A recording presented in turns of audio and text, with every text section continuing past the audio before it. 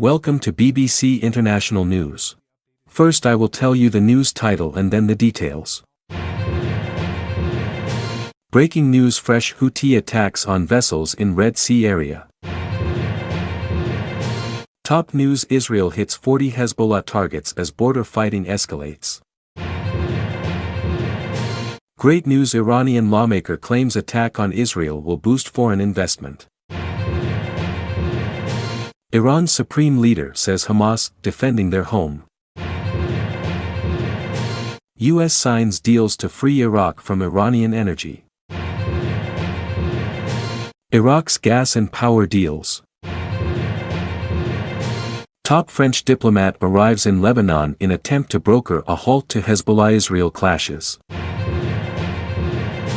Rafah and Riyadh, defeating Hamas is essential for normalization, analysis. Listen to the news title so far, now listen to the details. Fresh Houthi attacks on vessels in Red Sea area. A coalition vessel successfully engaged one anti-ship ballistic missile, ASBM, which was launched from the Iranian-backed Houthi terrorist-controlled areas in Yemen over the Gulf of Aden, the U.S. military said in a statement on Thursday. The ASBM was likely targeting the MV Yorktown, a U.S.-flagged, owned, and operated vessel with 18 U.S. and 4 Greek crew members, it said. There were no injuries or damage reported by U.S., coalition, or commercial ships, it added. Yemeni Houthis, armed and supported by the Islamic Republic of Iran, have been targeting commercial vessels in the Red Sea area since last November. Iranian Supreme Leader Ali Khamenei called on Muslims earlier that month to blockade Israel in response to its invasion of Gaza. U.S. Central Command, CENTCOM, also reported drone launches from Yemen either targeting naval vessels or commercial ships in the region. Earlier, Houthis said they targeted the Maersk Yorktown ship and an American warship destroyer in the Gulf of Aden, as well as targeting the Israeli ship MSC Veracruz in the Indian Ocean. The Iran-aligned group's military spokesman Yahya Sarria said in a televised speech on Wednesday. The United States and the United Kingdom have launched several airstrikes against the Houthis in retaliation for their missile and drone strikes targeting vessels. Israel hits 40 Hezbollah targets as border fighting escalates. Israeli artillery and fighter jet hit around 40 targets in southern Lebanon on Wednesday as intense fighting continued to escalate, with Hezbollah firing dozens of rockets at an Israeli border village. The first large-scale conflict between the Iran-backed Hezbollah and Israel since 2006 broke out immediately after war erupted in Gaza last October, stirring concern about the risk of a wider and more destructive conflict between the heavily armed foes. The Israeli military said the strikes around Ada al-Shab, about 3 kilometers, 1.6 miles, inside the Lebanese border, had hit infrastructure including storage facilities and weapons in an area it said was used extensively by Hezbollah forces. There is continuous offensive action by IDF forces in all of southern Lebanon as well as in other parts of Lebanon. The operational results are very impressive, Israeli Defense Minister Yoav Gallant said in a statement following an operational meeting at the military's northern command. He said half of Hezbollah's commanders in southern Lebanon had been killed by Israeli forces. A Hezbollah official dismissed the assertion as completely worthless and aimed only to boost Israeli morale. He said the group regularly published pictures and biographical details of fighters killed in the fighting. On Wednesday, the movement held a funeral for a senior commander, Hussein Askell, killed earlier this week by Israel. Speaking at the funeral, senior Hezbollah politician Hassan Fadlallah indicated that Askell had played a role in developing Hezbollah's drone and missile capabilities, taking the battle with Israel into a new phase. Israeli strikes have killed some 250 Hezbollah fighters in Lebanon since October 7th, in addition to a further 30 killed in Israeli strikes in neighboring Syria. Overall, this exceeds Hezbollah's losses in the 2006 war with Israel. Iranian lawmaker claims attack on Israel will boost foreign investment.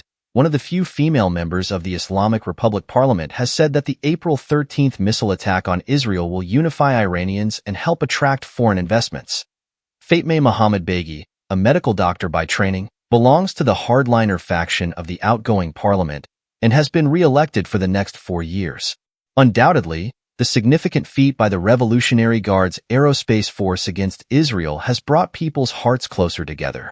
In the light of this solidarity, other challenging issues in the country can also be resolved, Beghi told a local website. As one of the challenges, she mentioned the declining legitimacy of the Islamic government.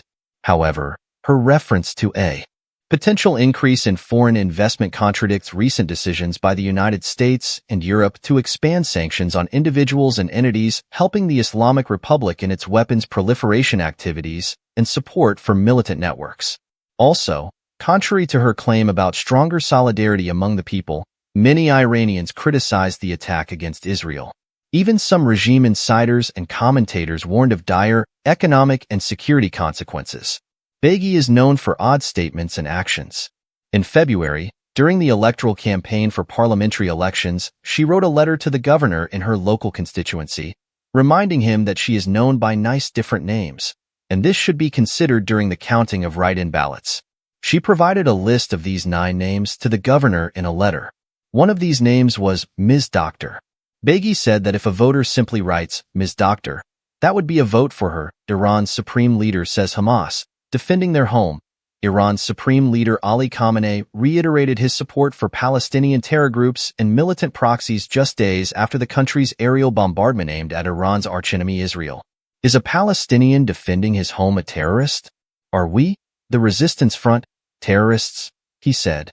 The comments come amid the ongoing Gaza war, triggered by Iran-backed Hamas, when on October 7 thousands of its militants invaded Israel, killing 1,200 mostly civilians and kidnapping over 250 more. Iran has long funded, armed, and trained Hamas and other Palestinian militant groups, spearheaded by the supreme leader in his mission to annihilate the Jewish state. Iran has proxies across the region in which the regime invests billions of dollars each year. In his Wednesday speech, he also defended Iran's backing of Hezbollah, which is currently waging war on Israel's northern front. Over 100,000 Israelis are currently displaced after more than 3,100 projectiles have been fired into Israeli territory since October 7 in support of Hamas in Gaza. During his speech on Wednesday, Khamenei also responded to the intensified sanctions on Iran from the EU, UK, and US in the wake of the aerial bombardment, which saw over 350 drones and missiles fired towards Israel, most of which were intercepted by Israel and a US-led coalition. The sanctions will not bring down the Iranian nation because it does not rely on external help, he stated, in spite of the fact that over 1/3 of Iranians now live below the poverty line as the regime funds war over feeding its people. On Monday, EU Foreign Policy Chief Josep Borrell announced that the new sanctions would expand the catalog of prohibited items related to drone and missile production, a move building on measures connected to Iran's role in supplying drones to Russia. Iran claims the aerial assault was a move of self-defense after an alleged Israeli airstrike earlier this month on Iran's consulate in Damascus, in which one senior Quds Force commander was assassinated along with several other IRGC personnel. U.S. signs deals to free Iraq from Iranian energy. U.S. and Iraqi companies have signed 2 deals, seemingly aiming to make the country independent from Iranian gas and electricity imports that provide billions of dollars to Tehran. The deals are meant to capture Iraqi associated gas from oil fields, currently being flared due to lack of gas collecting equipment. The U.S. State Department released a joint statement after sealing the deal with Iraq, saying that the U.S. has the potential to harness immense natural gas resources, invest in new energy infrastructure and renewables, and achieve energy self-sufficiency by 2030. The United States commended Iraq for its progress on gas capture and work on commercializing associated gases, the statement read. Currently, Iraq flares about 18 billion cubic meters, BCM/year, of associated gas, ranking the second globally after Russia. This amount of gas waste is 2 times more than Iraq's annual gas imports from Iran. Since the United States imposed banking sanctions on Iran in 2018, Iraq was not able to make cash payments to Iran, leading to the accumulation of around $11 billion in unpaid bills.